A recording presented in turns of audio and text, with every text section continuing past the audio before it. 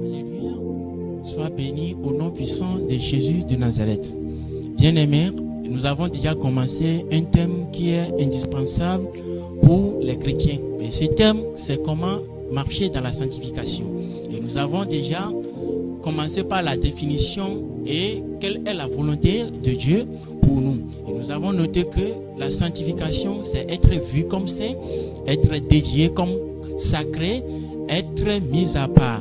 Et nous avons noté que sans la sanctification, personne ne peut voir le Seigneur. Et notre sanctification n'est pas encore achevée.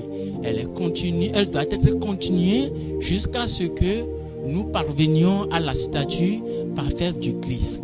Amen. Alors aujourd'hui, nous allons voir comment marcher, comment vivre plutôt dans la sanctification. La sanctification se fait en demeurant dans la parole de Dieu. Éphésiens 5, versets 25 à 26 dit: Christ a aimé l'Église et s'est livré lui-même pour elle afin de la sanctifier par la parole, après l'avoir purifiée par le baptême d'eau. En effet, après notre engagement envers Dieu et notre purification par les eaux du baptême, Christ continue toujours notre sanctification par sa parole. C'est pour cela qu'il ordonnait à ses apôtres dans Matthieu 28, versets 19 à 20, d'aller enseigner ces paroles à ceux qui auront été baptisés. Amen. Et si nous lisons 1 Timothée 4, verset 5, la Bible déclare que tout est sanctifié par la parole, ainsi que Jean 17, verset 17 l'a confirmé. Amen.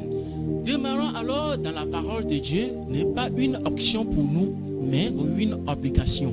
Amen. Alors ceux qui ont de rares liens avec la parole de Dieu ne sont pas ses disciples, mais des simples visiteurs, des explorateurs de la religion chrétienne. Amen. Alors il nous est impossible d'avoir une vie de la sanctification sans une relation étroite avec la parole de Dieu. Bien-aimés, notez que sans la sanctification, personne ne peut voir le Seigneur. Sans la sanctification, tu ne peux pas obtenir les droits d'un enfant de Dieu, car la sanctification est primordiale dans notre vie. Bien-aimés, soyez bénis et notez que notre sanctification n'est pas encore achevée. Elle doit être continuée jusqu'à ce que nous parvenions à la stature parfaite du Christ. Amen.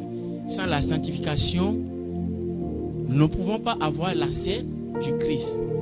Et il nous est impossible d'avoir la vie de la sanctification sans une relation avec la parole de Dieu.